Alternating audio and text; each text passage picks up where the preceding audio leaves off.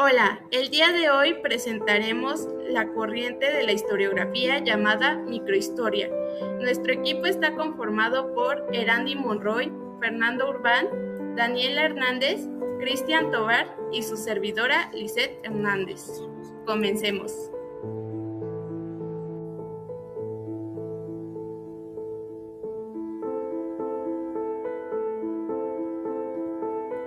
La microhistoria nace a finales del siglo XX como una rama de la ciencia histórica.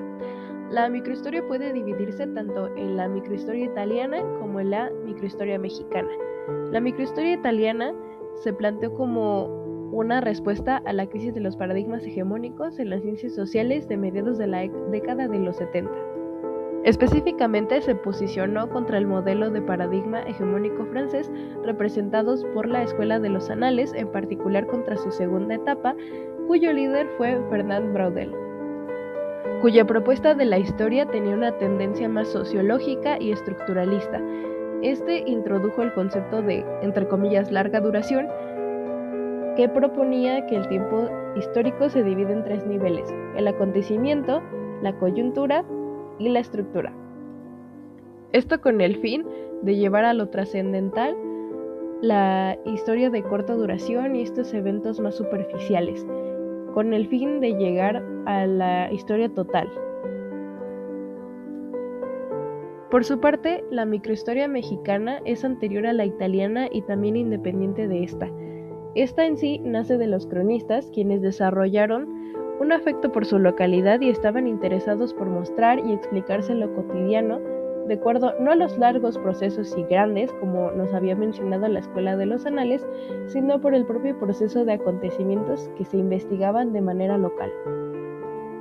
A pesar de que se mencionan a varios cronistas, se ha calificado a Luis González González como el fundador de la microhistoria aquí en México, esto por su libro de Pueblo en Vilo, el cual fue publicado en 1968 y donde se refleja la vida de una pequeña población, San José de Gracia, que también puede considerarse dentro de la historia narrativa. En 1973, Luis González González afirmó que la microhistoria no es crítica o monumental, su cometido llevaba mucho más a lo humilde y sencillo. Él decía que era la versión popular de la historia. Y se movía con una intención más bien piadosa, la cual era salvar del olvido aquella parte del pasado propio que estaba fuera de ejercicio para los libros más grandes y trascendentes.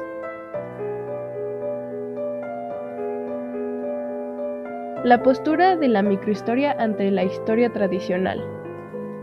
Primero que nada, se posiciona fuertemente frente a la generalización, puesto que una historia supuestamente social se queda anclada a parámetros estructurales y privilegia la caracterización de sistemas, lo cual deja de lado mucho a los sujetos en tanto que actores sociales. Se presenta también como una vía alterna con la cual se puede complementar y se pueden conocer diferentes procesos, diferentes puntos de vista. Tiene una tendencia a la ruptura en donde se cuestionan los puntos que ya se habían dado por hecho en la forma de hacer historia tradicionalmente. Y por último, la microhistoria apremia la profundización sobre la extensión. Le interesan más los sujetos y cómo viven ellos su momento histórico más que lo que pueda llegar a ser trascendental. Ahora bien, vamos a empezar a hablar de los principales representantes de la microhistoria, abriendo así una pequeña distinción para más adelante explorar dos vertientes, la mexicana y la italiana, que son radicalmente distintas en su manera de concebirse. Ahora bien, dando inicio desde lo realizado en Europa, debemos revisar la microhistoria italiana, y dado esto, sus principales exponentes, que son Carlo Ginzburg y Giovanni Levi. Carlo Ginzburg, hijo de la escritora Natalia Ginzburg y del profesor León Ginzburg, víctima del fascismo, se formó bajo la influencia de Delio Cantimori, uno de los primeros italianos en conectar con la Escuela de los Anales y quien serviría de referencia para el autor. También estudió en el Instituto Warburg, en Londres, donde entró en contacto con la iconología de Gombrich. Pasando con otro pionero italiano, visitaremos ahora a Giovanni Levi.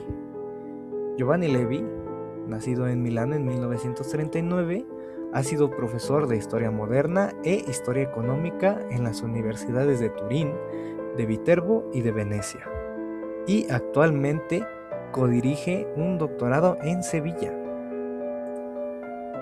Ahora, en el caso contrario de México, el nombre más sonado es Luis González y González.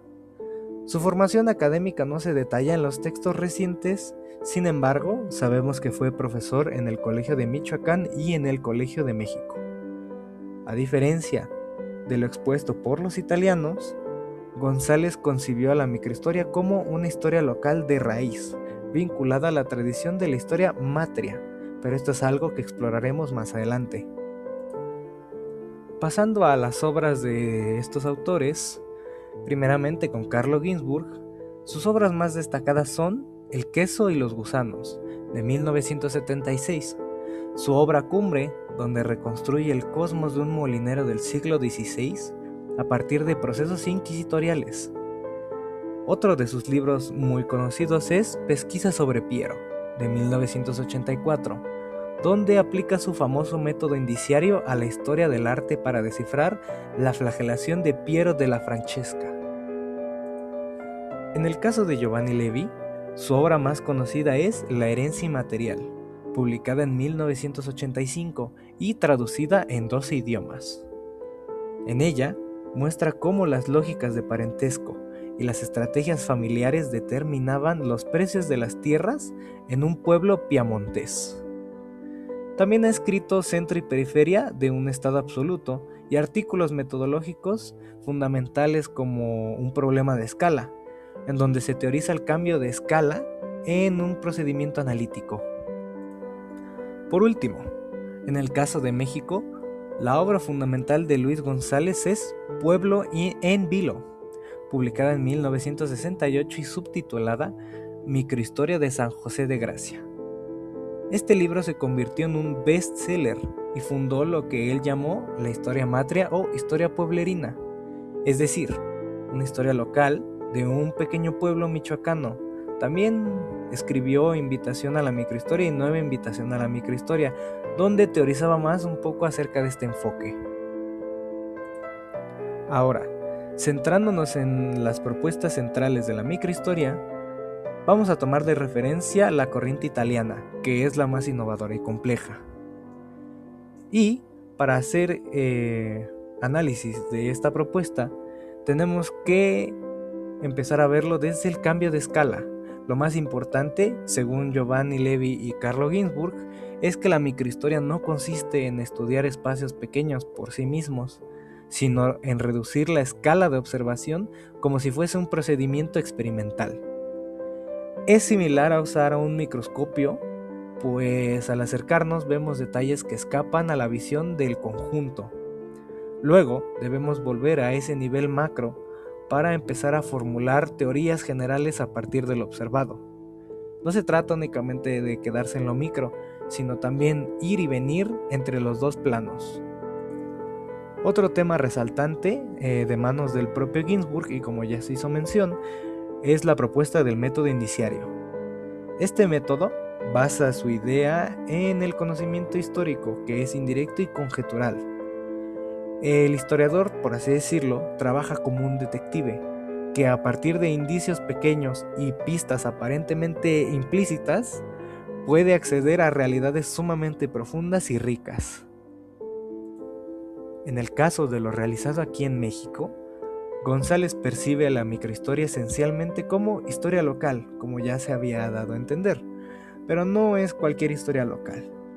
Él la define como historia matria o historia pueblerina, y esta es una historia escrita desde el corazón y el instinto.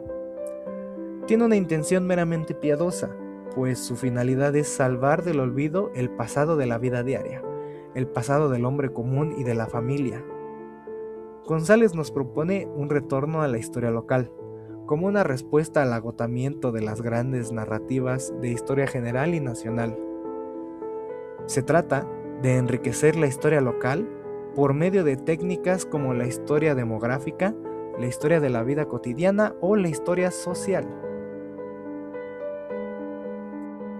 Cuando pensamos en la historia, generalmente imaginamos grandes guerras, héroes nacionales, presidentes o acontecimientos que transformaron a los países. Durante mucho tiempo, esta forma de entender el pasado fue conocida como historia tradicional. Sin embargo, con el paso del tiempo surgieron nuevas maneras de estudiar la historia, enfocándose en las personas comunes y en la vida cotidiana. Una de ellas es la microhistoria. La visión tradicional de la historia se centra principalmente en los grandes acontecimientos políticos o militares y económicos.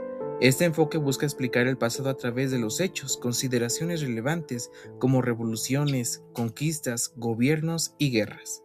Dentro de esa perspectiva, los protagonistas suelen ser personajes importantes como reyes, presidentes, militares o líderes políticos. La historia se presenta de manera cronológica, organizada por fechas y acontecimientos que marcan una época. Sin embargo, esta visión también fue criticada porque muchas veces dejó de fuera a las personas comunes y a grupos sociales como mujeres, pueblos, campesinos, trabajadores. La vida cotidiana y las experiencias locales pocas veces aparecían en los relatos históricos. Frente a esas limitaciones surgió la microhistoria, una forma de estudiar el pasado desde las pequeñas experiencias y los acontecimientos cotidianos. La microhistoria busca comprender cómo vivían las personas comunes y cuáles eran sus formas de convivencia. Este enfoque demuestra que la historia también se construye desde las comunidades, las familias y los grupos sociales. Además, la microhistoria permite dar voz a sectores que durante mucho tiempo fueron ignorados por la historia oficial. Gracias a ello, el estudio del pasado se vuelve mucho más humano, cercano y diverso. Gracias a ello, también otro aspecto importante es que ayuda a relacionar los pequeños acontecimientos como procesos históricos más amplios y que además estudian a la comunidad, a una experiencia particular que puede ayudar a comprender cambios políticos, sociales y culturales de una gran época. Tanto la historia tradicional como la microhistoria son importantes para comprender el pasado. Mientras la historia tradicional explica los grandes acontecimientos y procesos nacionales, la microhistoria permite acercarnos a la vida cotidiana de las personas, para que estas dos perspectivas nos ayuden a construir una visión más completa, crítica y humana con la historia. ¿Qué implicación tiene esta visión de la microhistoria en el estudio y enfoque de la nueva historia de la educación? Pues justamente la microhistoria influyó profundamente en la nueva educación, en la nueva forma de ver y hacer, porque comenzó a interesarse por la vida cotidiana dentro de las escuelas. En lugar de estudiar únicamente a los grandes pedagogos o las políticas educativas, este enfoque analiza las experiencias reales de los maestros, estudiantes y comunidades escolares. Gracias a ello, ahora es posible poder comprender por qué es que anteriormente se le daban de cierta forma las clases, se aplicaban castigos, cuáles eran las formas y disciplinas en las que los docentes se dirigían hacia con sus alumnos. La microhistoria también permite comprender que cada escuela tiene características propias relacionadas con su contexto social y cultural. Además, este enfoque dio voz a grupos que antes eran ignorados, justamente como a los profesores, los niños, los maestros rurales y a las comunidades de los pueblos originarios, que comenzaron a ocupar un lugar importante dentro de las investigaciones históricas. De esta manera, la investigación dejó de verse solamente como un conjunto de leyes y programas oficiales y comenzó a entenderse como una experiencia humana y cotidiana. La microhistoria transformó la nueva historia de la educación porque permitió observar la escuela desde las experiencias reales de quienes la viven día con día. Gracias a este enfoque, hoy entendemos que la historia de la educación no solamente se encuentra en las reformas o en los documentos que justamente cada gobierno va actualizando o va publicando, sino en la vida de todo aquel que está en un aula, docente, padres de familia incluso, pero sobre todo los estudiantes. Ejemplos de esta corriente en la historiografía de la educación. Recordemos que la historiografía es el estudio de cómo se ha documentado la historia. Cuando es en el apartado educativo, nos referiremos a la historia de la enseñanza, es decir, el análisis que los historiadores han hecho a las corrientes y enfoques de la educación, que busca entender el qué, el cómo y el por qué se enseñaba de determinadas formas y determinados saberes, en un ejercicio contextualizador y hasta haciendo una hermenéutica. ¿Cómo es la historiografía de la educación en este enfoque? No existe un ejemplo concreto. Cuando decimos esto, es que como tal no hay una obra o un manual que nos dictamine de una sola manera de entender y sobre todo hacer microhistoria. La vida cotidiana es clave y no es un ejercicio de manual, es literalmente la mera existencia de las personas y sus vivencias a través del tiempo. La microhistoria es la vida de cualquier persona o grupo de personas, es una pieza dentro del inmenso rompecabezas que representa la historia. La podemos encontrar en biografías y autobiografías de los alumnos y el profesor, que describen y nos hablan de sus experiencias académicas más allá de una historia académica. En documentos oficiales, que proporcionan datos administrativos, las planeaciones que elaboraron los docentes, adaptándose a sus alumnos y que describen su comportamiento, así como también el boca en boca a través de los testimonios que describen las experiencias de las personas. Con ello, podemos entender de primera mano cómo se vivía o se está viviendo la educación realmente en práctica y a su vez una pequeña parte de su historia. Para finalizar, veremos los datos extra de la microhistoria en México. La microhistoria no se reduce a lo hablado o escrito, sino que también puede ser visual. Para ello, retomamos el ejemplo de los hermanos Cachú, los cuales a inicios de la Revolución tomaban fotografías que reflejaban toda esta situación de 1912 a 1915, que era el inicio de la Revolución. En la fotografía que observamos a la izquierda, vemos una fotografía que representa a los manifestantes de esa época que crearon el Obrero Mundial, Casa del Obrero Mundial. ¿A qué se refería con esto? Bueno, esta era una como huelga que buscaba el respeto, la seguridad y sueldos justos para los trabajadores. Y a la derecha podemos observar a los hermanos Cachú.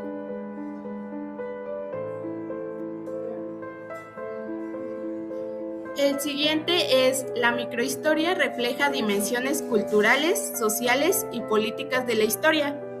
En este ejemplo retomamos a las muerteadas de Oaxaca. Es una celebración que se lleva a cabo en la noche el Día de Muertos, el 1 y 2 de noviembre. En ella se preparan desde un mes antes con los trajes típicos. Por ejemplo, lo podemos observar en la imagen de los espejos. Es un chaleco que tiene cascabeles y tiene colocado 8 espejos. ¿Para qué es esto? Para, según, evitar los espíritus y pasar desapercibido. En esta celebración se llevan a cabo representaciones con los vestuarios y aparte se llevan como chistes que involucran a la política.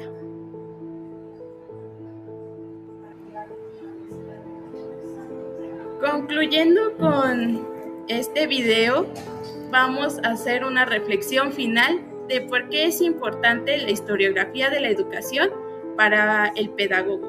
Bueno, esto es importante porque nos da un análisis crítico, nos permite entender que no solo hay una fuente real de historia, sino que a partir de las vivencias e historias de todas las personas o comunidades podemos extraer información. No hay solo una fuente verídica, sino que hay varias de comunidades que han sido ignoradas durante toda la historia real.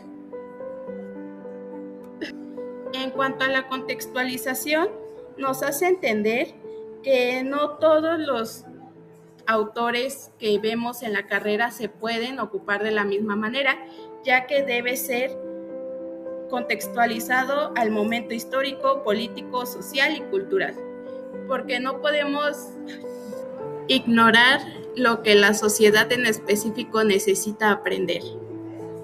Las fuentes bibliográficas se refiere a que podemos sacar información tanto de videos, de películas, de audios, de noticias, hasta de entrevistas de personas comunes, y ellos también son válidos a través de la historia porque siguen viviendo los momentos históricos desde una percepción que no puede ser ignorada. En cuanto a la evolución teórica, nos dice desde dónde vienen las filosofías y metodologías que actualmente se utilizan y nos ayuda para hacer una historia de cómo se ocuparon en el pasado y cómo podemos adaptarlas a la actualidad. Es por ello que como pedagogos debemos de tomar la historiografía como una herramienta y como una nueva visión de la realidad. Para más información, escanea el siguiente código.